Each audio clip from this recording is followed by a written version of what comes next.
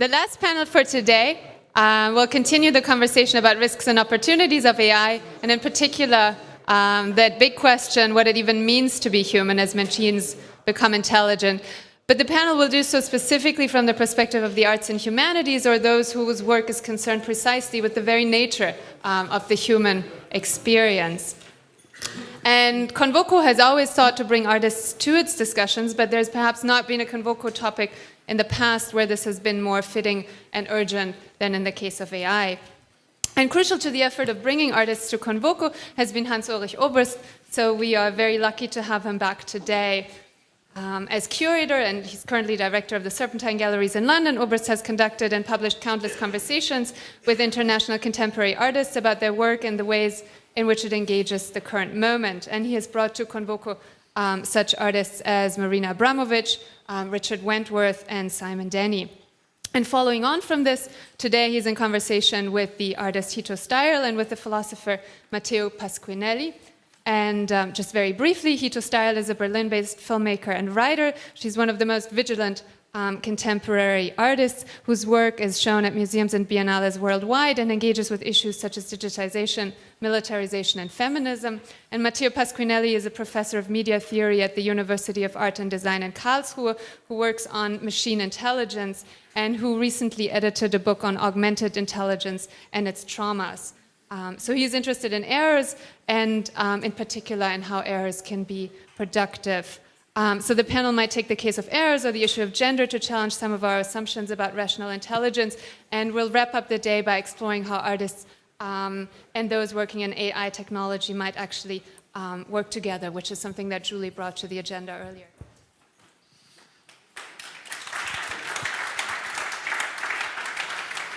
Thank you very much for this introduction, and of course, thank you so much to Corinne Flick for bringing us all together again in such an amazing way. And you mentioned in the introduction this idea, of course, of bringing artists into Convoco, and I think the idea with all these topics of society, of technology, science, to always have artists in a very central way involved goes back to two very important, inspiring kind of models from the 1960s. There was, of course, the experiment of art and technology of Billy Kluwer, where he brought actually artists together with engineers to produce reality.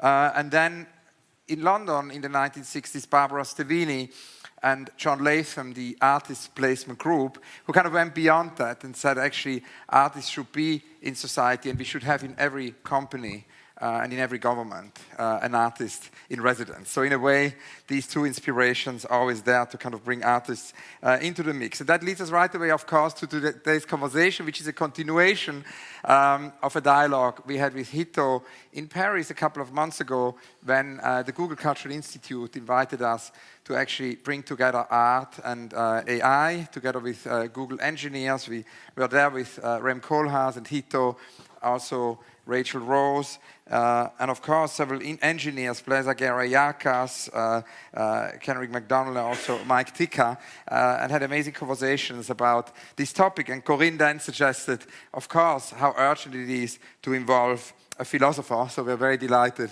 to have Matteo with us. So please give another very warm welcome to Matteo and to Hito.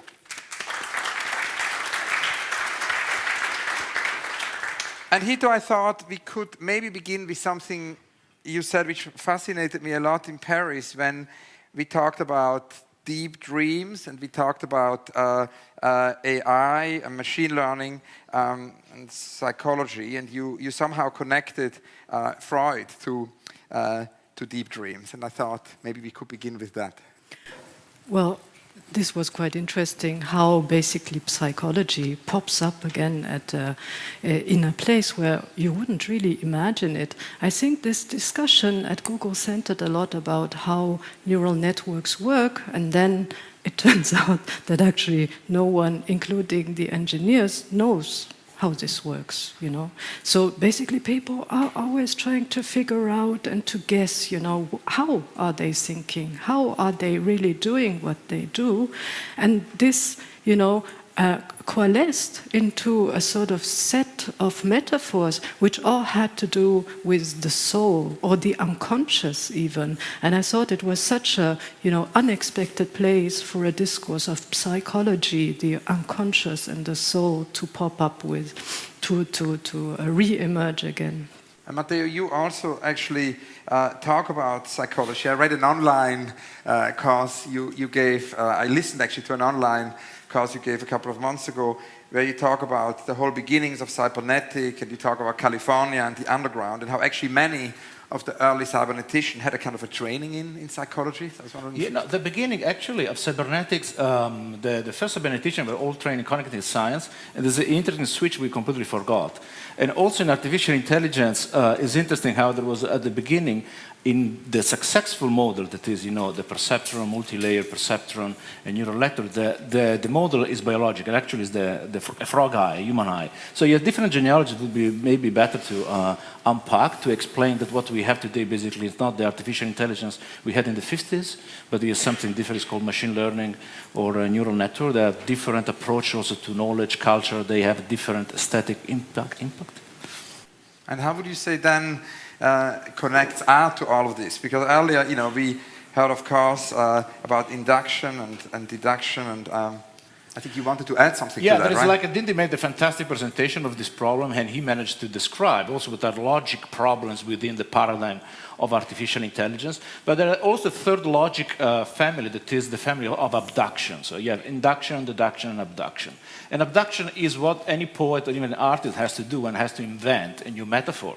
For instance, today we have the expression, the leg of the table. It's completely illogical to teach a machine what is the expression leg of the table. Database wouldn't be enough. We are able to understand immediately because we are able to do like a kind of similarity jam between two different domains, the domain of furniture, the domain of animals, human beings with a leg. And that's kind of the metaphoric power of the human being, of the artist. That's something that's very difficult to automatize. And that's one of the limits of artificial intelligence, one of the reasons why, for instance, you can automatize very low skills of a lawyer, but the best lawyer is very difficult to automatize because it implies this metaphorical power to produce these cognitive jams sometimes.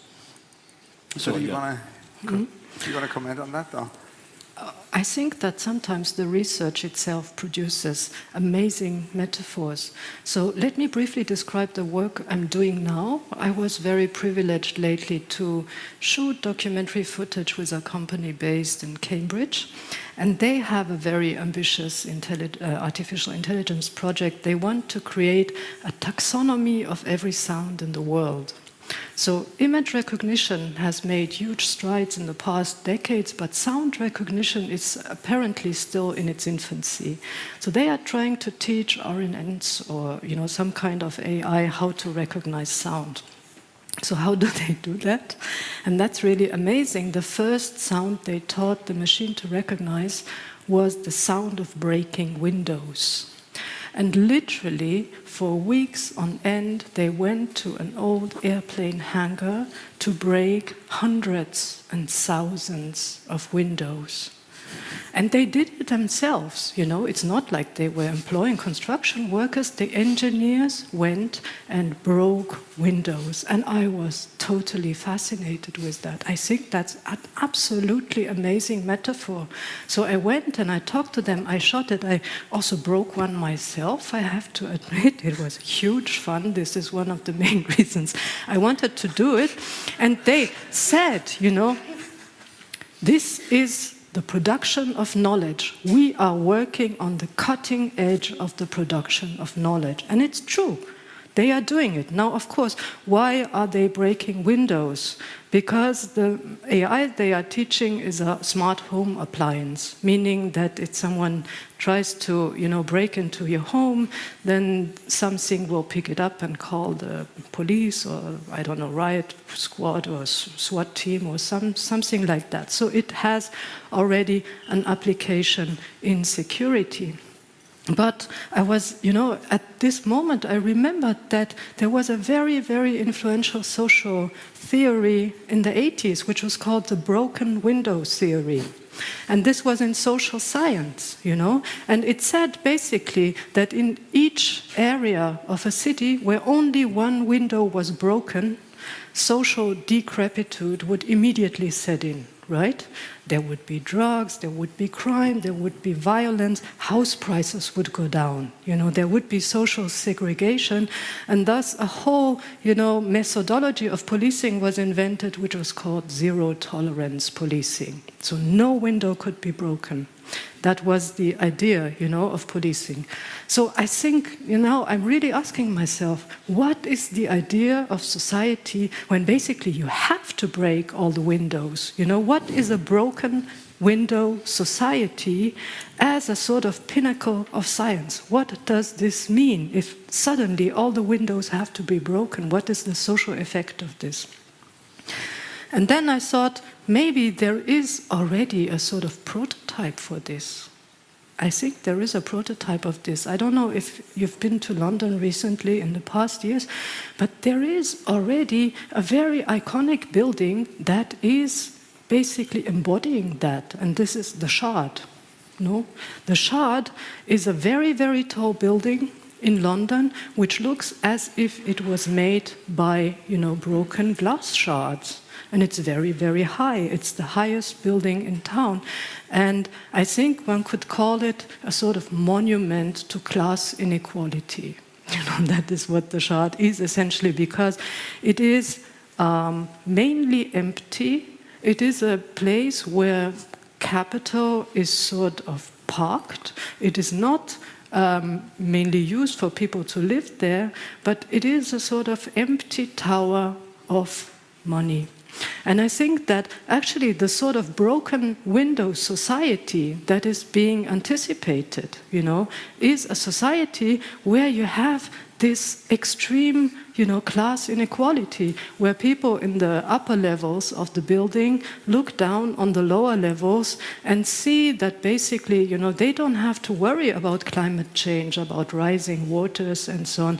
Even if in London the water rises to the third floor or so, they will be fine in the upper floors. So I think that basically the model of society that is the broken window society as it stands is basically condensed, to come back to Freud, you know, and the metaphor in this kind of architecture, urban architecture. It's a topic very connected to your research, right? No, I mean, the broken window, aside from the error and the crashes and things like that, but the broken window is a good example of also a problem that, for instance, the New York police recognize, and this is the problem, of course, the ethnic, racial bias of algorithm artificial intelligence. They had a conference in New York, the police department, about the fact that the algorithm that they're using today apply the broken window theory, automatizing the broken window theory and applying that on the map of New York. Of course, they amplify what they are like stereotypes. So they realize that precisely, basically, the ghettos, they were like black on the map, were getting blacker.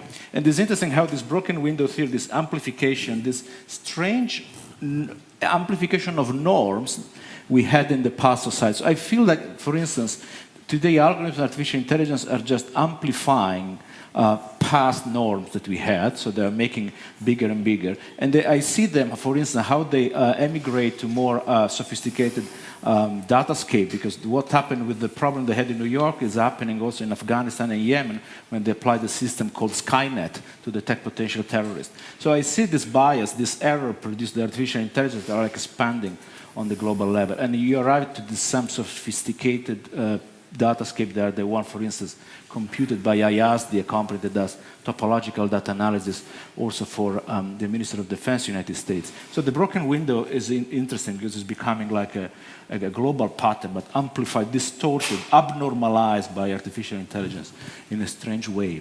And I wanted to also ask you about, because we had a lot of conversations about AI, about machine learning, but there is also AS. Hito, you talk a lot about AS, about artificial stupidity. And I wanted to hear more about artificial stupidity from Hito, and then maybe have Matteo react to AS. Yes, artificial stupidity. Let me connect that to something I heard over Moore's law. Okay, Moore's law is very important. I agree to that. But there is one law which is even more important in the world of science. It's the most important scientific law ever. It's called Murphy's law. Do you know that? So Murphy's Law, there's a long version. You have a bread which is buttered, so you drop it. And with a probability of 100%, it will come down on the buttered side. Please try it. You cannot go wrong with it. It's experimentally proven this will happen. The short version of Murphy's Law is whatever will go wrong will go wrong. Okay, and I think this is a very important thing to remember also in artificial intelligence, where people say, oh, this cannot happen because you just pull the plug, and something will happen, most definitely. And I think in the case of AI, this has already happened. You know, the first time when I was even considering anything like that was a couple years ago, when actually I came across a Twitter bot called Hakan7548 or something like that. Why did I come across this specific Twitter bot? He was a part of a bot army deployed by Erdogan's AKP party in order to influence the elections, I think 2 years ago. And this was and still is a very, let's say, popular tool in elections to deploy Twitter armies to try to sway public opinion, to deflect popular hashtags, and so on and so on. And I thought to myself, I mean, this is artificial intelligence, but very, very low grade, right? I mean, it's really 2 lines of script or maybe 5.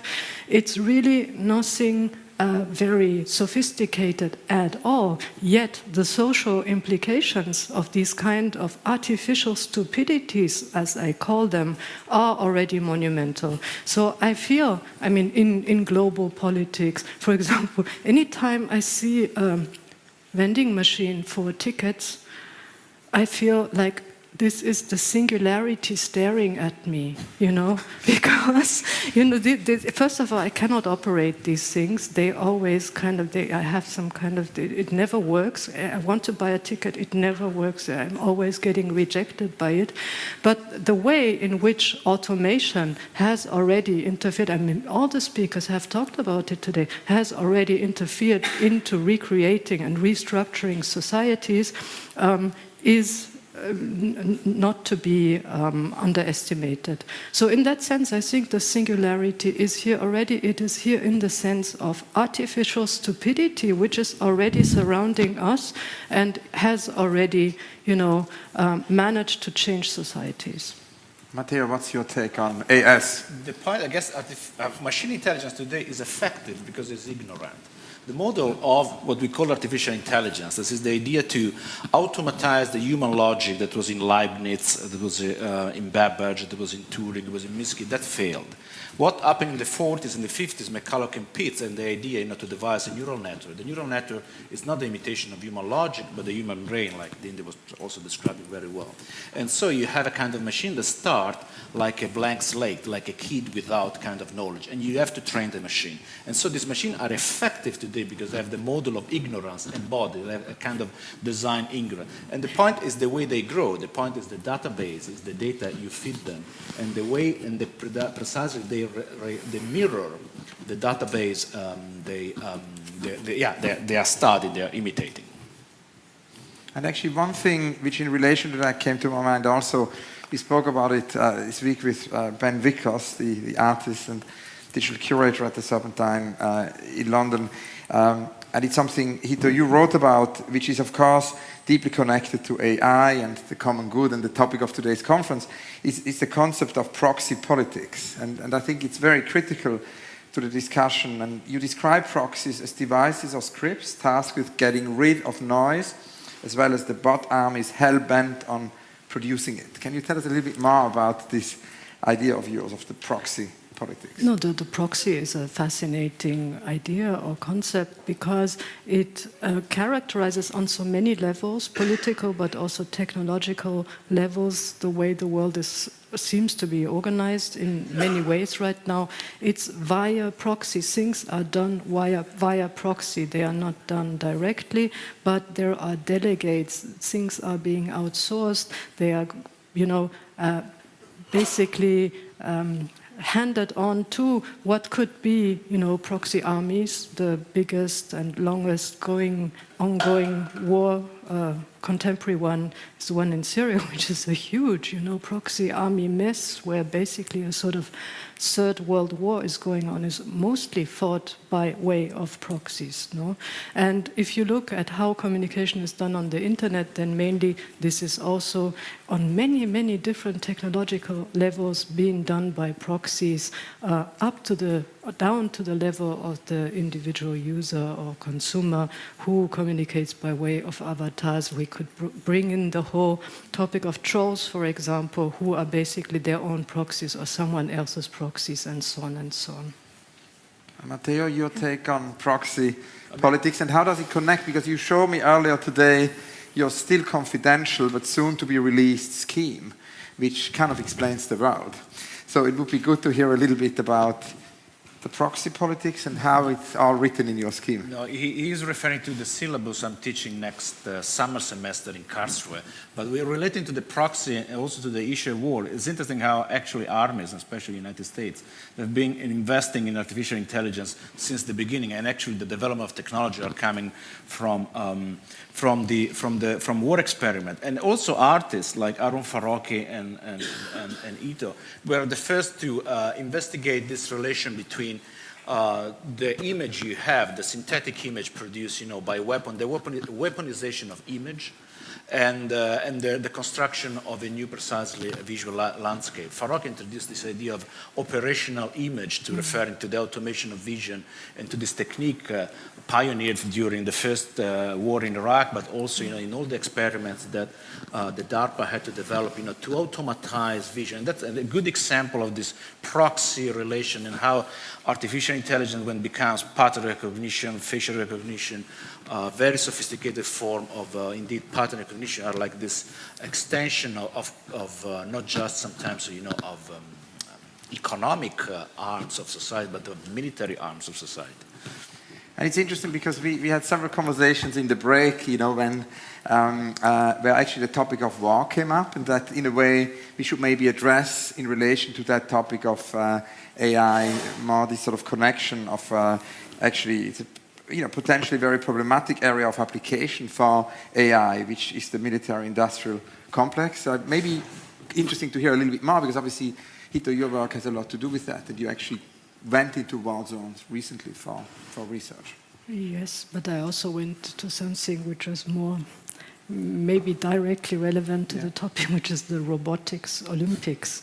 I don't know whether you heard about that, but it's basically a competition where companies, which are not tied to the military-industrial complex, but still they test their more or less autonomous biped, or not only biped, all sorts of pets, robots against one another.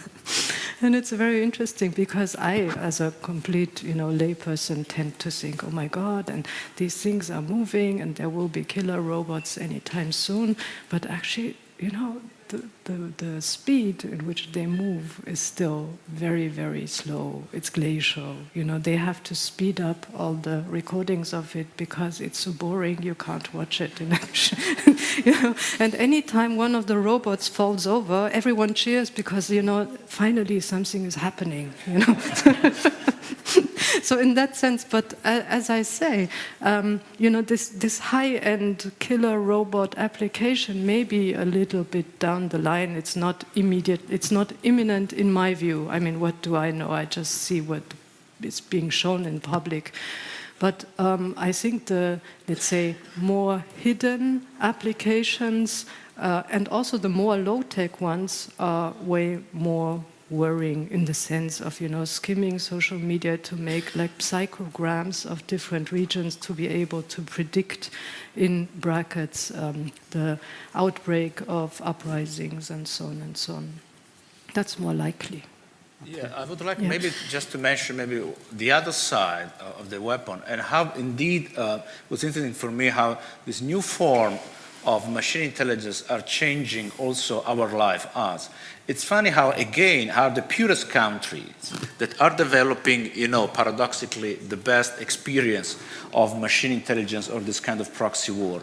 And it's interesting how, for instance, in some villages in Afghanistan and Yemen, villagers know that if they deviate in a strange way one day, when they commute between a village to the other, if they produce an anomaly, in their daily routine, they can be detected by the drones. And it's interesting how, in this simple way, they are already embodying a counter-algorithmic behavior. It's not happening to us because we are living in Berlin. We are sensing the influence on algorithms through our smartphone. But it's interesting the story of these people that precisely are all on the other side of the computation of the most sophisticated machine intelligence. Of course, this is because these algorithms are not very precise. All the Skynet scandal showed that.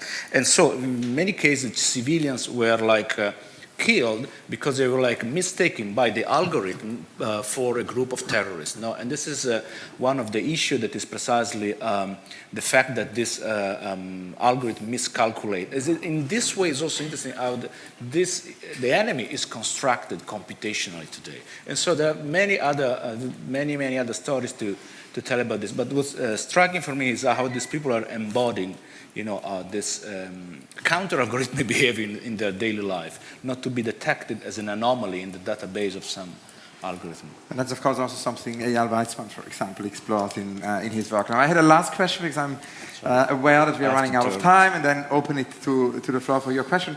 A last question is actually something very beginning when we spoke with Corinne about this panel.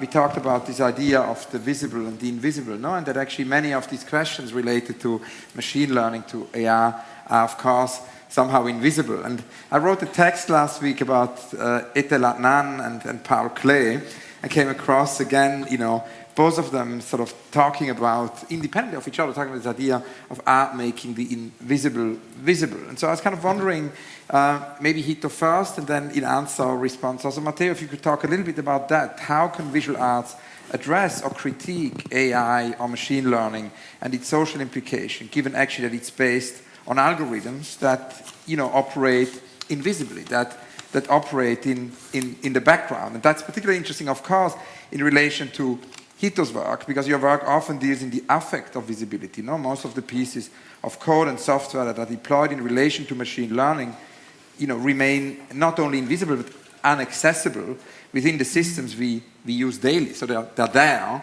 but they're somehow invisible and inaccessible. So I wanted to ask you both to talk about that and how you think this affects society. Yeah, it's very interesting because, I'm a documentary filmmaker by profession, and I realized that during the course of my practice, the image itself became invisible or intangible or, in a way removed from human senses because it's coded as some kind of numbers. And if there is no translation device, I don't even know what it is, So I'm basically dealing with the matter I'm working with. My source material is removed from my senses. So that's an interesting thing to start with. But the thing that always somehow remains tangible or within the grasp of human intelligibility is the narrative around, certain technologies, because they are always being told in the form of stories, of anecdotes, of narratives, and also of metaphors, for example. So we were talking about social effects. How do technologies, how do they relate to the changing of political, social systems and so on? So if you go into metaphor, into narrative, you can still grasp some kind of the logic, going back to Freud, and the unconscious. It's almost like a dream analysis. And we were talking last time about how strange it is that many of these technologies are prefaced by the word deep. Why is it that they are called deep mind, deep dream, deep neural networks, and so on and so on? And this is the question I'm really asking myself, is the corresponding political paradigm, is this the one of the deep state, right? So how do we read metaphor? How do we decode the narratives in which the technology is transmitted to us? And I think on this level, you can still grasp it. Yeah, it's interesting because I started my summer course from Paul Klee, that in his notebook was precisely theorizing this idea of the thinking eye, of visual thinking. And from that, I try to cross, the universe of machine intelligence. That's precisely for me, it's like this conflating of the visual form and the thinking form in one thing, because the matrix, the digital matrix is basically the same. And for me, it's very interesting that today, to understand what you have been defined as artificial intelligence, what you have at the very center is the visual paradigm. And McCulloch and Pete, when they devised the first neural network, they were imitating basically the anatomy of the eye, of the retina. From that model, they expanded. And of course, what they did was trying to develop a machine to do pattern recognition, to recognize forms. That's something very important for any visual artist. And then one day, instead of using a database that was describing visual input, that database describing visual input was replaced with the database of social data. But the eye that was used to detect patterns, visual pattern, then was used in the same way, even without changing much as an algorithm, to detect social pattern. So it's easy for me how you find a visual ontology within the very technology of artificial intelligence. That's what at least we do with my students. That could not be a better conclusion. And now it's the moment to open it up. I think we can take 2 or 3 questions.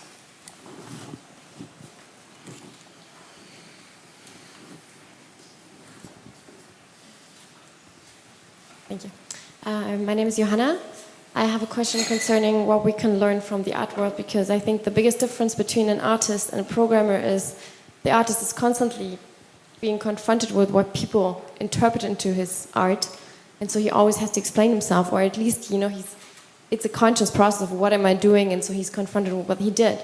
And when you look at a programmer, they create a world, and this world is shaping our world, and it also brings bias. Like, I work for a tech company, and they showed me the newest facial recognition software, and the software didn't recognize me. All it was supposed to do was tell me I'm female, but it didn't recognize me back then because my complexion didn't really mirror the pictures they would usually feed the machine with, because I was wearing less makeup and more clothing.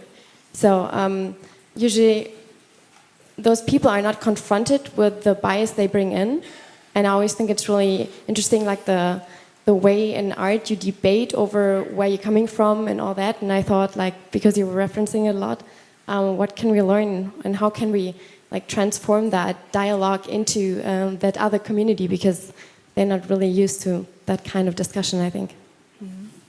No, it's fascinating, absolutely. I mean, if I do just anything, a doodle, I have to, take responsibility for that, and people will yell at me and whatnot.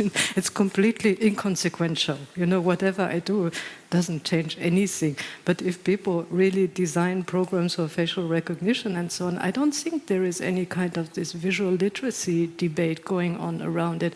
What is being represented? How is it being done? How do you come to this conclusion? I'm thinking of this, experimental, it's a study actually, it's not really a viable application, by Chinese researchers who have developed some contraption to identify in brackets criminals by the way they look like. The ones who are less attractive tend to be more criminal, according to them. So what kind of idea of image, of the visual, of aesthetics, of its relation to society, and so on, is condensed in this kind of technology? That would be really interesting to question from an artistic point of view. Could be a topic for a conference. So. Yeah. No, it's phrenology. I mean, we know that's been around in the 19th century, these kind of race theory based on the form of skulls and theories of superiority and so on and so on. And basically the same thing is now re-emerging through AI. This is a bit threatening. Supervised machine learning, when you tell a machine to recognize patterns that you know already. And then there is another form called unsupervised machine learning, when you give a database to a machine and you just let the machine to to improvise, to make things emerge. And that's, of course, a new domain. You're familiar with Google Deep Dream algorithm and all these crazy, trippy, psychedelic faces that emerge, applying facial recognition of dogs and cats to a completely random image. So there is also, I would say, a new aesthetic that we are starting to explore, thanks to some programmers, thanks to some, where indeed we abnormalize, we don't let a predictable pattern, predictable norm to emerge, but we explore maybe different new norms to emerge. That could be, for visual, for the visual landscape, but also for database about social data and social relations. This, I would say, is a new perspective. This is important for art and for the history also of perspective, because it indeed is a new perspective on the world, on society. Like during the Renaissance, through simple geometric rule, they produced a new view of the city in that time, of buildings and architecture. Today we are opening up new datascape, new visions, so to speak, that were not possible probably 50 years ago, 10 years ago. So there's also a kind of aesthetic or cognitive contribution coming from. More questions? Hi, so I'm David, and I had a question for you, Matteo. You mentioned that a lot of the times, machine begins with a level of ignorance, whereas, as human beings, we have metaphors that are built on top of other metaphors. To what extent is this starting from ignorance actually positive? Can it allow it to discern things that we'll never be able to discern just because we already have these biases? How do you feel about that? About the difference about the human and the machine, as you wanted to also you were underlying in your contribution. You mean this? Yeah, so in terms of starting from ignorance, how can that be positive? Is that positive in any way? No, I was using ignorance probably as a metaphor in an extreme way, but from the fact that actually what's interesting for me, but also the basic of neuroplasticity, is that our brain is open to the world. It's never, a kind of data bank with already, preformed, very structured knowledge, form of knowledge. So we are an open process, and also this machine are somehow imitating that thing. The point is, when we design, as an important saying goes, we don't design planes to fly like birds. In the same way, we don't design machine intelligence to work like human intelligence. That's an important thing. So, indeed, what we call machine intelligence is something, even logically maybe, different. And this is a big debate because, you had like critique of the form of intelligence that we have within machines coming, in Germany, from in the United States, Rudolf Hartheim, Umberto Eco in Italy, and Dreyfus also in the United States. They were like, from a very traditional Gestalt theory approach, criticizing. So this critique of the form of knowledge, intelligence that we have in machine intelligence, I would say it's very old. It's like a debate that's been going on for 50 years. And indeed, I would say, we cannot put, the human and machine somehow. There are some similarities, but not many, also in terms of symbolic form used to describe this knowledge. I didn't answer your question, but maybe we can remake again. Can take one last question, yes? Hey, I'm Alex. I think this is like an extension of what David was asking. I just wanted to have your take on the notion that a lot of anxiety that people have is a product of the conflation of consciousness or artificial consciousness with artificial intelligence, and how that relates to how you define what art is, in the sense of, what is sort of a product of a computer, or sort of, like an AI producing a piece of art versus a human, and differentiating between that.